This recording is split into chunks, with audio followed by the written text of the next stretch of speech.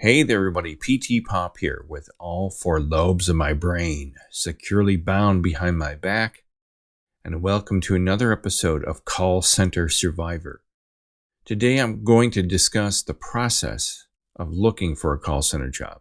Stay tuned, baby. Would you like fries with that? Would you like fries with that? So today I thought I'd discuss what it's like looking for a call center job and the steps you go through to get hired. And what I want to do is start from the job search all the way through to the getting hired. And what I did is I pulled up Indeed and I did a search for call center representative in Cleveland, Ohio. And it comes up, I did a search within 25 miles of my fine city. But some of these, if you go through, you'll see most of them are easy apply, meaning that you don't have to fill out a lot of questionnaires. There's not a lot of things they want from you. They just want an application. A robot or a bot is going to look at it right away, look for keywords in your application, and you'll probably get a call pretty soon. But so most of them will say easily apply. So this one is good. This is Window Nation, which I don't know if it is a national company, but here in Ohio, Window Nation is a big window repair company. In Window Nation, it says here that the salary meets cost of living, which is rare because most of the call center jobs do not meet the cost of living. Based on surveys from Indeed users, which doesn't tell you anything. I would imagine this area of the country, if you're single and you're making about 60 grand here in Cleveland, you're probably going to do okay. If you've got a family, like a wife and kids, you're probably at the poverty level at that level here in Cleveland. I might be overstating it a bit, but I've heard that here in Cleveland, if you're making 50 grand a year and you've got a wife and two kids, you're not going to be able to make it. And so you go through here and you'll pick a job. See, they're urgently hiring here at Pivot Staffing. This is a staffing agency, urgently hiring. Parents and caregivers supported. So they're looking for parents. They're looking for people. I'm assuming that either have kids or they are people like my age that are taking care of their parents who are elderly, maybe disabled. But anyway, you go through this list, you pick one, you apply to it. So let's go down here to Window Nation. You click on it and you read through the job skills, customer service. You just need a customer service background, high school diploma, job details, 3 and maybe a quarter stars. And if you want to do the job search correctly, really look at these reviews. Here's a 3-star review that says, "I would have liked more time to work at home during the pandemic, but I have been." I don't want to read all these. These are boring. I get more people through. I met great people through this job, but this is really the only good thing I have to say. A select few staff will get an exponentially high inbound call volume compared to others, leading to high bonuses that were ultimately unattainable. See, it's the same story. So the story I've been telling you is there's certain people that are favorited at all these companies. Somehow, when you're in a sales position, which I'm assuming this is, some people around you will get the better calls. They'll always get the sales. They'll always be the best salesperson on the floor. But what you want to do is when you're looking for these jobs is look at the reviews. The overall rating is really 3-star. And a good majority of the ratings are 1-star. And I would look through those, look at the 1-star ratings, the 1 and 2-star ratings, because they're usually pretty honest. The 5-star reviews are usually, I don't believe them. Great work environment, great opportunity. This is probably, the CEO of the company made up a name or put in, see, it's a current employee, a call center representative. Sure it is. Good compensation, friendly work environment, great career opportunities. It's all BS. You can sort these, I believe, by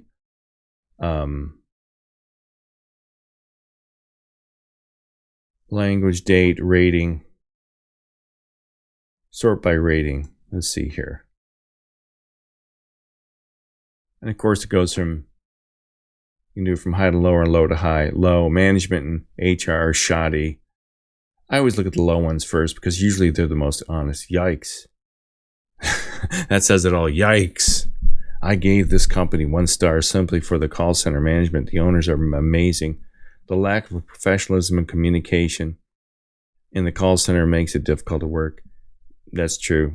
Not a black person in sight. That's Maryland. That's not Cleveland. So this is all over the country. If it was in Cleveland, I mean, Cleveland itself is like 60% black. The city of Cleveland and the surrounding suburbs are black and Hispanic, a little bit Asian and white. So you would see a lot of African American people working the call centers around here. It's just how it works around here. This company does hire blacks. I overheard them saying, "Don't hire the blacks; they are not a good fit." It's quite unfortunate if someone is qualified. I don't know if I believe that. It's possible. I saw racism when I was at Wells Fargo. But what happens is once you apply to one of these companies, you're going to go through a process. And I pulled up my notes here. You'll go through a process where, number one, you apply and you submit your application, your resume. And in some cases, you'll get a call. If you apply early in the morning, you'll get a call almost immediately. Like within the day, probably before the end of business, some sweet young thing will call you on the phone and say, "Hey, Pete, I'm with Window Nation. Can you come for an interview tomorrow?" And they'll almost always ask you, they'll want you to come in early for the interview. Like, I don't mean early in the day. They want you to come in immediately. Like, they'll ask you to come in tomorrow. So if you get a call the same day you apply, this is a huge warning sign that they are desperate for new employees. And they're desperate to hire you, okay? Another thing to watch out for is if they want you to come in the next day or the same day and they call you right away. And they'll be the people who will call you, almost 9 times out of 10 be a woman. She'll be young. She'll be bubbly and bright and fun and chirping and just filled with glee for the company. And she'll always be attractive. It'll always be some sweet young thing, maybe 22 to 24 years old. And they'll always want you to come in right away. And the interview, once you go in, you're going to walk into the building. And I don't know if it's at Window Nation, but whatever company is for, they're going to have you come to their headquarters where the call center is. And if you get, I used to get dressed up for these. I'd put on a suit coat and the whole ridiculous thing. That many years ago was an absolute. You don't need to get that dressed up for a call center interview, but get just kind of dressed up. But you're going to walk into the lobby, and you're going to see like 5 to 10 other schmucks like yourself sitting in the waiting room, and they're all there for the same job. And it's people of all walks of life sitting around you, all looking like, some are fat, some are skinny, some are black, some are white. You've got all kinds of people that they call into these things, and it's people of all walks of life. You'll see people that don't look like they're that educated. Looks like they brush their teeth with twine. They floss with twine and brush their teeth with a wool brush. And you'll see people that look like they're retired. And you'll see, young, old, fat, skinny, black, white. You'll see all kinds of people, all disheveled, kind of broken, down on the luck kind of people in the waiting room. And so you'll be sitting there, and these days they don't have receptionists in most companies, but you'll be sitting there and some sweet young thing will come bounding out of a room from, some room, and say, "Pete, is Pete Tompkins here?" And you go, "I'm Pete." And you go, "Come on in, Pete. We're coming in for the interview. Thanks for coming today." And they give you a good strong handshake, and they're always wearing a smart suit with like little smart shoes and a power suit with a nice professional look, and they're all happy, and they're like a little puppy dog, just filled with energy and love for their company. And they're always positive, they're always friendly, they're always very optimistic. And they take you into a little room. Sometimes they'll take you in there by themselves. Most of the call center interviews I've had, they like to team up on you. And I'm not certain if they really know the psychology behind this, but in most big corporations, when they do what's called a panel interview with 2 or more people, usually panel interviews have like 3 people, especially sales positions. You'll go into a room and you won't be expecting it. They won't tell you this, but if you're going for a sales position, like I went to an interview with AT&T many years ago, and they took me up into their tower here in Cleveland, and they take me to this room, a big boardroom with a big oak table, and there's like 6 people sitting across the table from, it's like the Last Supper, I'm sitting, on the one side, there's 6 people sitting on the other side, all wearing like $6,000 suits. I'm like, tell me, Pete, can you sell? Tell me about yourself, won't you? How many nostril hairs do you have? Yes.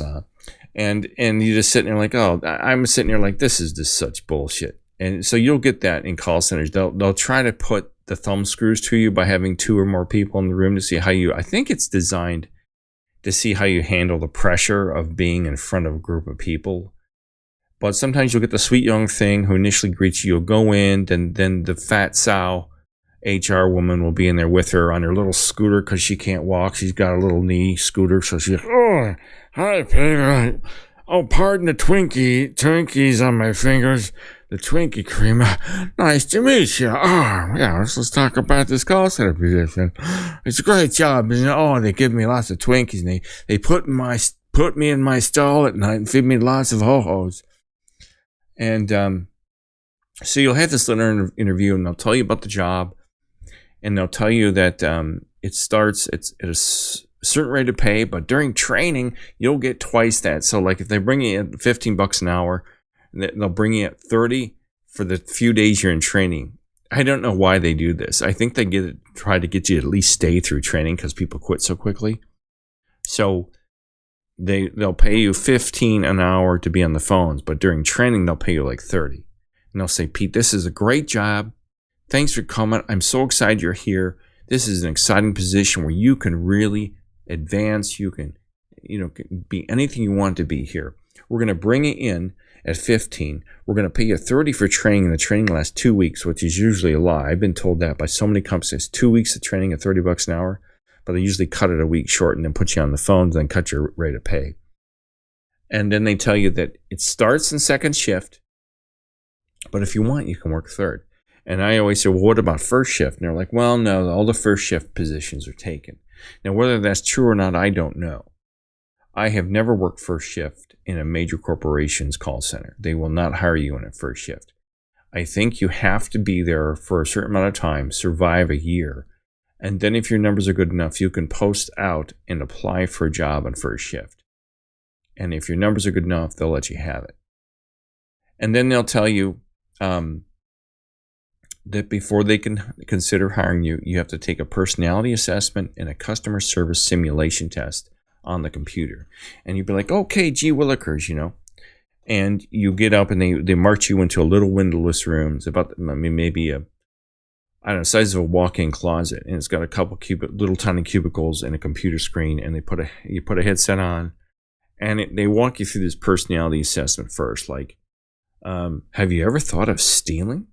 Yes or no? Like, no. Like if you're working for a bank, they do this a lot because they're trying to see your level of honesty and see if your answers are consistent and stuff like that. And of course, if you're going to go work for a bank, you're not going to admit you've ever thought or have stolen. Have you ever stolen your mother's underwear? No, I have not. Well, you're hired. So it's this real idiot-proof quiz. It's pretty basic. If you have any awareness at all of what they're trying to do, you'll know how to answer the questions. Is, have you ever thought of killing your cat? And then they give you a personality, or not a personality assessment, but a customer service assessment where they'll put a headset on you, and you have to pretend you're in a call center, and these fake recorded calls will drop into your headset, and you have to follow on the screen, and the customer's name will populate, and you're supposed to listen to what the customer asks and say, "Hi, I'm Bill Smith. I just have a question about my bill. Can you help me with my bill?" And you've got to follow these prompts on the screen. And it gives you this false sense of security that all the calls you get in a call center are just friendly, wonderful customers. But they do give you samples on these customer simulated tests that are kind of irate. Like, "Hi, I'm Sally Smith, and I'm really mad. My bank bill is wrong. Can you help me with that?" It's really, really idiot proof. I mean, if you have half a brain, you can get through these assessments. So then when that's over, you sit there, and they can tell when you're done, or I think you're supposed to ring a bell or something. They come in and hey, and they always have your test immediately. You know, when I did this, they'd say, "Hey, Pete, we got your test already. You did great. That's awesome. Now we're going to give you a tour of the call center." And then, you know, the HR lady stays behind because she's too fat to waddle around the call center on her own without her scooter. So she sits back and has a couple of ho-hos, while the sweet young thing in her smart suit, in her little 4-inch professional heels, marches you around. And over here is quality assurance, and over there is, you know, that's where the director sits, and over here are where are the customer service reps, and this is our collection section. And they give you a whole tour, and they go, "Would you like to listen to a couple of calls before you go, Pete?" And I always say, sure, I'd like to. And then they sit you down with, they stand there for a second. And they go, who could you sit with? Gee, I wonder. Let's go have you sit with Sally. She's one of our best reps. And so, of course, you're there during the day. You're there between 8 to 5 when all the first shift people are there. And they always just seem to happen to randomly pick one person. And they'll say, "Hey, Sally, do you mind if Pete sits with you?" And then you go over there and Sally go, "Oh, sure. Come on, sit with me, Pete. And we can listen to some calls." So they do, they set you up with a headset so you can listen to her calls. And the calls that come into the Sally's headset are always like so easy. These are the easiest calls you'll ever get. And always be like these. And after a while of doing this, I realized these calls were either fed to her, or I don't know how they made these calls so easy. This is why I think call centers have a group of actors sitting in another room, like managers on break, just placing calls. They get paid to place phony calls, because these calls are like, "Oh, hi, Sally. My name's Bill Smith, and my account number is 1234567. Could you please give me the balance of my account?" "Oh, Sally, you have a nice voice." "Oh, yeah, thanks for that. Oh, $35.17. Great, I can buy some more porn." And then the calls are always so easy. It's just these insipid, silly, easy calls. No one's ever angry. I've never done a side-by-side with any of the existing reps that I heard them get bitched at and torn a new butthole or anything like that. So you get the tour, you do the side-by-side, and then they shake hands with you. They walk you back out to the lobby and they say, "Hey, it was great meeting you. We'll let you know as soon as we interview some other people, and we'll give you a call. Okay? Thanks for coming in." And if you're young and you're new and you've never been through this, you feel really good. You feel like this is where they get you if you're young and you've never been to a call center. You walk into it thinking you've really found a good company. They like you.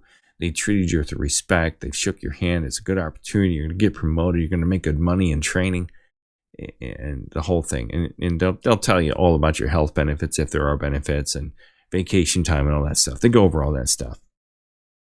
So where it gets kind of scary, and what you should be aware of if you're young and you're not used to this. And I say young, it doesn't matter if you're young, but they seem to prey on the young. Because most of the people my age, I've not worked with many people in their 50s or 60s, a few, but most of the people in the call centers are between like 25 and 35. It's a young crowd. So I'm not making fun of young people or being or ageist or whatever it is.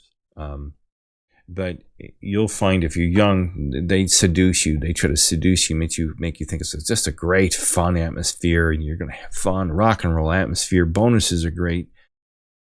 And the thing to watch out for is many of these places are so desperate to get people in the seats of the call center because the turnover is so high that they will call you the same day and offer you the job. And oftentimes you'll get home, you'll get home. If your interview was in the morning, you'll be home, you'll have your lunch.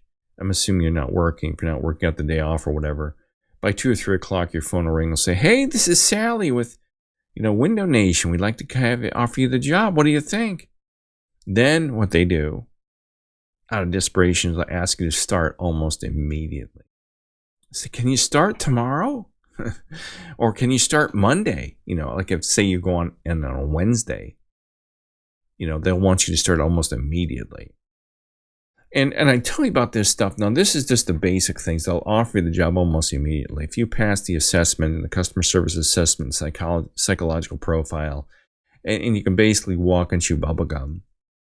And, you don't sit there and pick your nose and I don't know, fall asleep in the interview and you can talk without drooling all over yourself. You'll get hired. So it doesn't take much to get hired, and you don't usually need a college degree. I don't think you need one at all. High school diploma is really all you need for life, is from what I can tell, because my college degree didn't get me much in the real world. But that's a whole nother story. But what I wanted to point this out to you is, if you're new to looking for a call center job, you've got to watch out for this, because number one, your traditional company, it's changed a lot over the years, especially since the pandemic. But most companies, if they're interested in you, will not call you right away. Like the minute you submit the application on Indeed, there's not somebody sitting there by an inbox going, call this guy. We got to call this guy right away. Most of the big corporations, like if you submit your application to, I don't know, for just a traditional job, I'm not talking about call center job, but if you're applying for an accounting position with Wells Fargo, they're not going to call you the same day and hire you the next day. There's a lengthy interview process in the corporate world that exists where they bring you in, HR brings you in, they talk to you. And they'll have like the hiring manager there as well, just two people that get to know you. And if they feel that you're good quality and your resume is good and you carry yourself well and you're positive and you're good with your answers, they'll say, hey, you know what? Either right there, they'll say, we'd like to bring you in for a second interview. Or they'll say, I'll tell you what, we're gonna talk this over and we'll call you if we want to bring you in for a second interview. And then in a couple of days, maybe a week, they'll call you if they like you. And they'll say, hey, you know what, Pete, we liked you for this interview. Would you come in for a second one and meet with the vice president? So there's a whole series of people you'll meet with in a corporate setting. And where they're really trying to assess, because the big companies and for the positions that they're paying big bucks for, they've got to make sure that they've got a quality candidate in that position when they hire them. It isn't a flake or a fruitcake, isn't going to quit or come shoot the place up. And they go through a huge vetting process for real positions before they hire you. And it's a lengthy thing. It usually can last up to a month to 6 weeks. And sometimes even after all that, you still get a rejection letter, a rejection email, however they reject people these days. But in the call center, it's an entirely different ballgame. They're investing the minimal amount of money in you to begin with. They're putting you in an atmosphere of pure hell. As I said in my other videos, the call center job is this ridiculously miserable environment. And you're going to be treated like dog shit the entire time you're there. So the honeymoon is over. The honeymoon is completely over the minute you accept the job. Because to get the sweet young thing and the HR rep to wine and dine you, so to speak, in the interview process. And then once you're in training, it's just like hell. They just throw all this information at you. You basically have to learn, an entire encyclopedia of information. What takes the traditional employee at any company years to learn, you've got to learn in 2 weeks, and go on the phones and talk clearly and intelligently, clearly and concisely, regurgitate what you learned to answer these people's questions as they're calling you filthy, dirty names and insulting your heritage and your race and the sound of your voice and all that kind of stuff. It happens. You'll be called every name in the book. So what I want to warn you about this is that the reason they're doing this so fast, they want to get you in and out of the interview process, the hiring process, as quickly as possible so they can get a new body, a warm body in the seat, because the turnover at most of these places is anywhere from 60 to 70%. So meaning if they hire 100 reps, they lose 70. And some of those people are gone. Many of those people are gone within the first 2 weeks, the first 3 months. They're just completely walk out the door. So the attrition rate is tremendous. So they're trying to spend as little money on the training, as little money on the hiring process, and as little money on you as employees because you're basically lower than worker bees. You're lower than slaves. You're just basically, they're throwing bodies at a problem, which is the customers. All the customers are calling and they're calling and they're calling. These places get thousands of calls a day and millions of calls a year. So they're constantly throwing bodies at it. It's like a body wave battle attack like the Vietnamese used to do to our guys in Vietnam or Japan and Guadalcanal and all that stuff. It's just constant onslaught of attacks by these customers. So they constantly just throwing just people at it. And I think it's important you know about this. This is what you're going to run into.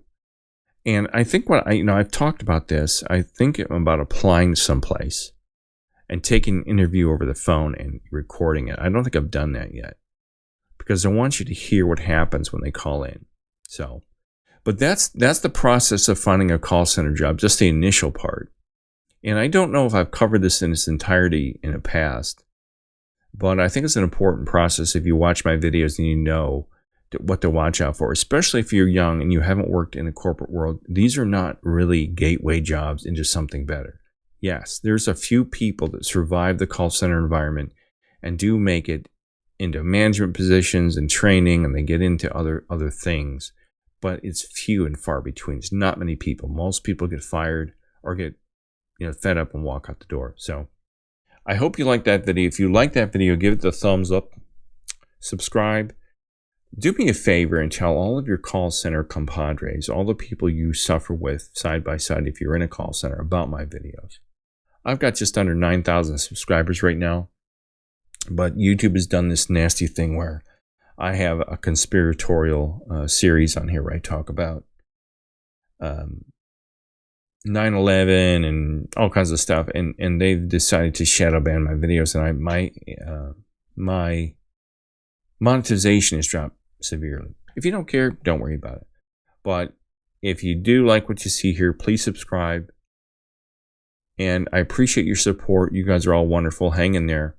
I'm going to sign off for now. Have a good day. Bye. Would you like fries with that? Would you like fries with that?